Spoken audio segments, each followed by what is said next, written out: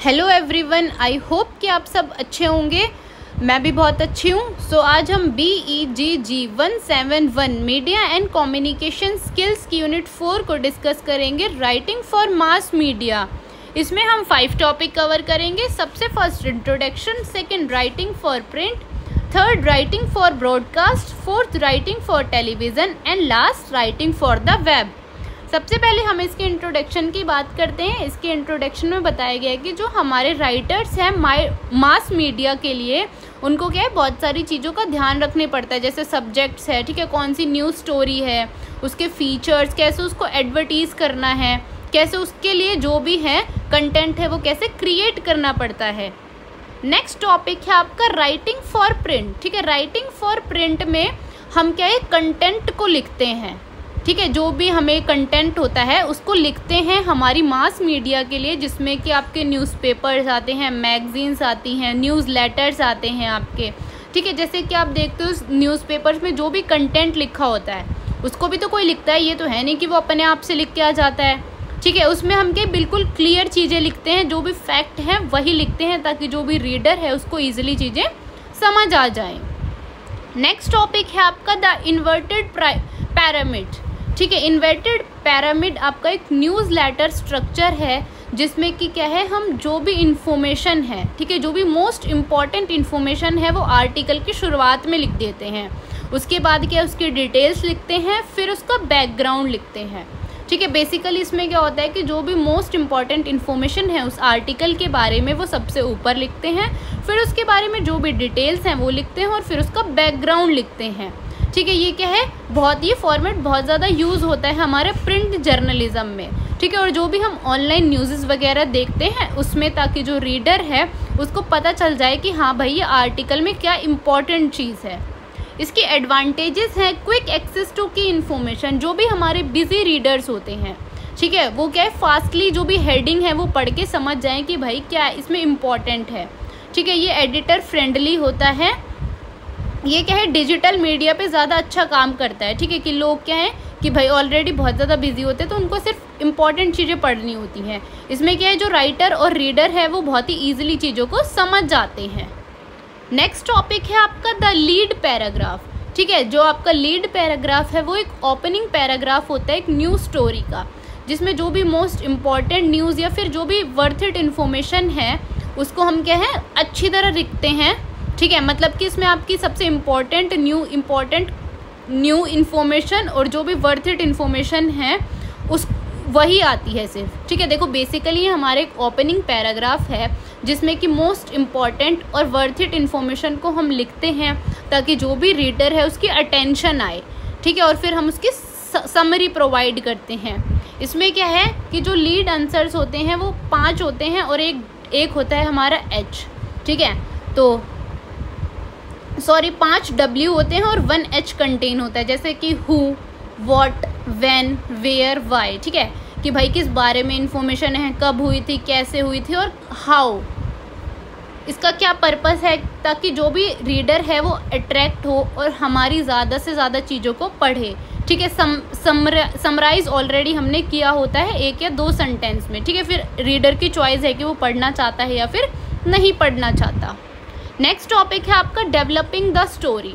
ठीक है, developing the story एक प्रोसेस है जिसमें कि क्या है, जो भी लीड पैराग्राफ होता है उसमें क्या है, एडिशनल डिटेल्स लिखी होती है। मतलब कि जो हमारी स्टोरी होती है उसमें हमने एडिशनल डिटेल्स लिखा होता है। ठीक है, इसको प्रॉपर एक्सप्लेन किया होता है, उसका बैकग्राउंड लिखा होता है और जो भी इन्फॉर्मेशन है वो हमने कंप्लीट दी होती है, जो भी इवेंट या जो भी टॉपिक है उसके लिए। ठीक है, उसको बोलते हैं डेवलपिंग द स्टोरी। ये एक प्रोसेस है जिसमें कि क्या है, पूरी सारी डिटेल्स लिखी होती है, जो भी एडिशनल डिटेल्स हैं उसको एक्सप्लेन किया होता है, उसका बैकग्राउंड लिखा होता है।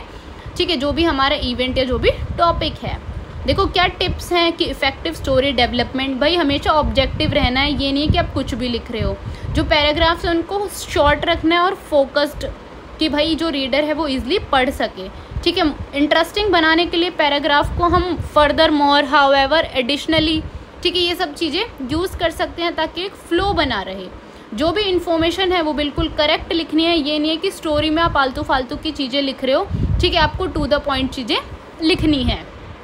नेक्स्ट टॉपिक है आपका राइटिंग फॉर ब्रॉडकास्ट। ठीक है। राइटिंग फॉर ब्रॉडकास्ट बेसिकली एक प्रोसेस है जिसमें कि हम क्या कंटेंट क्रिएट करते हैं रेडियोज़ के लिए, टेलीविज़न के लिए, ठीक है, डिजिटल प्लेटफॉर्म्स के लिए।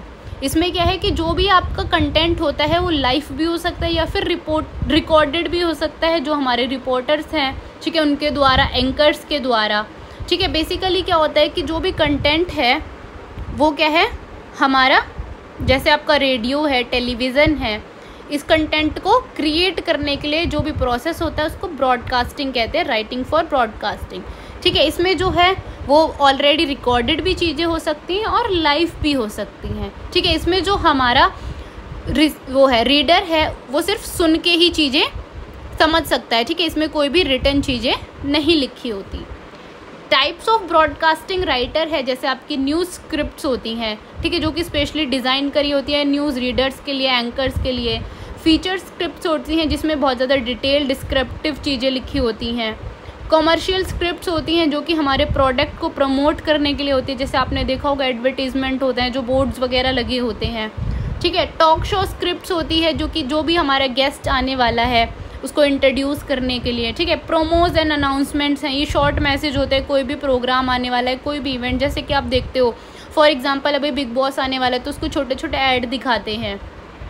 Tips for effective broadcast writing, ठीक है, क्या टिप्स हैं, देखो जो भी रीडर है जिसको भी पढ़ना है वो पहले से ही उसको रीड कर सकता है, ताकि जो भी प्रोनाउंसिएशन ठीक ना हो वो उसको ठीक से पढ़ ले, उसको अपनी टोन पता होगी कैसी है, ठीक है। जो सेंटेंसेस उनको शॉर्ट और फोकस्ड रखा जाता है।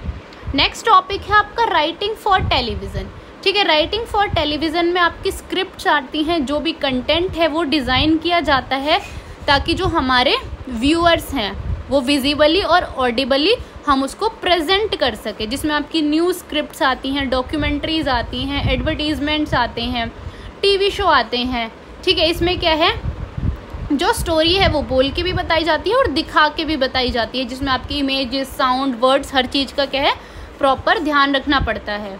इसके कैरेक्टरिस्टिक्स हैं विजुअल ओरिएंटेशन, ठीक है। जो हमारी स्क्रिप्ट होती है उसमें विजुअल एलिमेंट्स होते हैं, जैसे आपके कैमरा शॉट्स हैं, एक्शंस हैं, ठीक है। जो भी डिस्क्रिप्शन है वो ऑडियंस क्या है उसको देखती हैं, ठीक है, वर्ड्स की स्पेलिंग्स देखती हैं।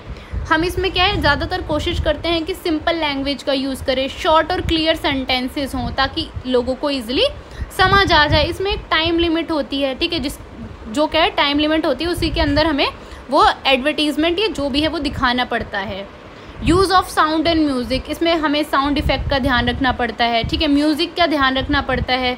जो ऑडियो एलिमेंट्स हैं, ठीक है, उसको हमें कोऑर्डिनेट करना होता है केयरफुली विजुअल के साथ। ये नहीं है कि भैया वीडियो तो किसी और की चल रही है और आवाज़ कुछ और आ रही है, ठीक है, तो हमें क्या है ऑडियो और वीडियो दोनों को मैच करके चलाना पड़ता है। नेक्स्ट एंड लास्ट टॉपिक है आपका रीडिंग फॉर द वेब, ठीक है। रीडिंग फॉर द वेब जिसमें कि हम कंटेंट क्रिएट करते हैं स्पेशली डिजिटल प्लेटफॉर्म्स के लिए, ठीक है, जैसे कि आपके वेबसाइट्स हैं, ब्लॉग्स हैं, सोशल मीडिया है, जैसे कि आप देखते हो ना जो आपकी पोस्ट आती हैं, ठीक है, फेसबुक पे, इंस्टाग्राम पे, इसमें क्या होता है जो भी चीज़ होती है वो बिल्कुल क्लियर लिखी होती हैं, इंगेजिंग चीज़ें होती हैं ताकि जो व्यूअर्स हैं वो ज़्यादा से ज़्यादा इंगेज हो जाएं उस कंटेंट में। टाइप्स ऑफ वेब राइटिंग होता है, जैसे आपका ब्लॉग पोस्टिंग होता है, ये फॉर्मल भी हो सकता है, इन्फॉर्मेटिव भी हो सकता है, ठीक है, ओपिनियन बेस्ड आर्टिकल्स भी हो सकते हैं, जैसे कि कोई भी अपने ओपिनियंस क्या है लिख के डाल सकता है सोशल मीडिया पे। न्यूज़ आर्टिकल्स होते हैं जो कि हमारे ऑनलाइन जर्नलिज्म जो है वो फोकस करते हैं टाइमलाइंस पे और एक्यूरेसी पे, ठीक है। प्रोडक्टिव डिस्क्रिप्शंस होती हैं, जैसे जो भी ई कॉमर्स की साइट्स होती हैं वो अपने प्रोडक्ट्स की हर एक इन्फॉर्मेशन देते हैं। सोशल मीडिया पोस्ट होती हैं जो कि छोटी होती हैं बट क्या है बहुत ही इंगेजिंग कंटेंट होता है जो आपका फेसबुक और इंस्टाग्राम या फिर ट्विटर पे मिलता है। वेब कॉपी होती हैं, जैसे कि जो भी पेज है उसके बारे में जो भी डिस्क्रिप्शन है वो लिखी होती है।